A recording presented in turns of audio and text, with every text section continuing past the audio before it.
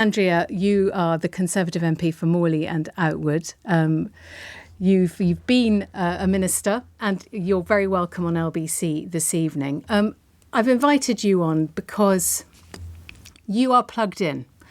I want you to try and set into context what happened in Parliament and whether you think that what has happened with Lee Anderson is providing a kind of dead cat cover for what happened with Keir Starmer and the Labour Party and the uproar following that vote on the ceasefire that was during the SNP's opposition day motion. So I know it's a bit far back now, but can we start there? And can you try and link it to what's going on now? I'll start at the beginning then, Rachel. Yeah. I think listeners and I would be very grateful, Andrea. So on the Wednesday, there was a 10-minute rule bill straight after the PMQs, and it's very rare that there's a vote on that. And the division bell went, and there was a lot of confusion. And my understanding is it's because there was conversations going on with the Speaker, and I ran into a few MPs as I was running to the division, and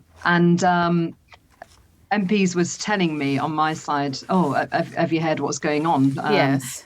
Starmer's gone in to see the Speaker to ask for the Speaker. Sue Gray's been hung out outside the Speaker's office. They've both gone into the Chief Whip's office in the opposition, the Labour Chief Whip, and this is why this division bell's been called to stall things. That's what I got told by several MPs. So we voted in the division, and then throughout the day it started unfolding. Then now I think that. My understanding is, from speaking to several MPs, even a person in the Labour Party, that pressure was put on this is what I'm getting told by the opposition, pressure was put on the Speaker. The Speaker. And the Speaker's a decent guy, actually. I do like him. Yeah. I haven't signed that the early day motion to get rid of him, because I think actually this should rest purely on the leader of the opposition, Keir Starmer. He put the Speaker in an impossible position, and I think he chose wrongly, Mr. Speaker. And if anything, I think it demonstrates really the lengths that Keir Starmer will go to gain power, by hook or by crook, as they say, and it also makes it look like the wider issue regarding the Labour Party. So on several elements, obviously they've got the by-election coming up, which they've had to publicly disown the candidate after what he'd said, against the Jewish community.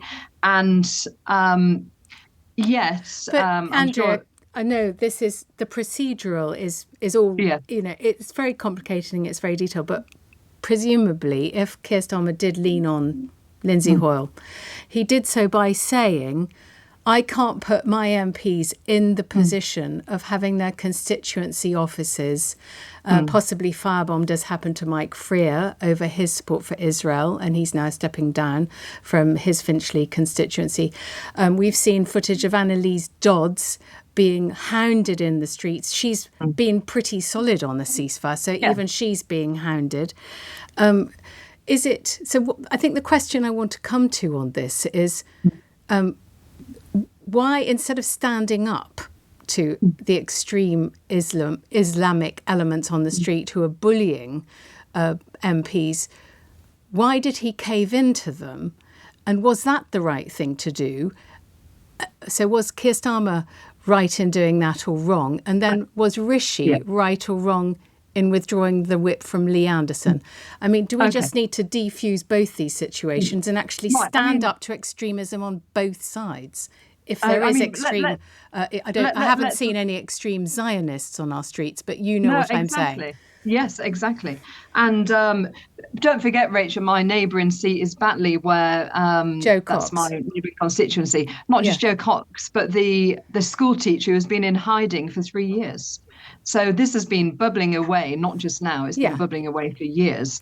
And I think Keir Starmer made the wrong decision, but I think he's also made this decision, this is my opinion, because the Muslim vote tends to vote for Labour Party rather than the Conservative Party, which is a fact. And so I think he was in a bit of a rock and a hard place. He was trying to ensure that he doesn't lose those as voters. I think everybody understands that. So can I move you on to the newer subject, which is Lee Anderson has had the whip suspended.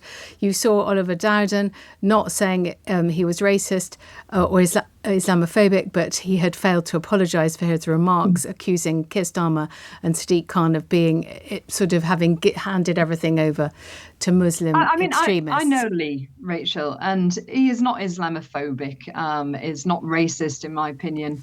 And he's just a guy who says it as it is. And he's got a red wall seat. I've got a red wall seat. And the last few days I've been in my constituency, there's so much anger out there in the fact that the public are telling me, my constituents are telling me that they are sick of people taking to the street what they did last week, on Big Ben.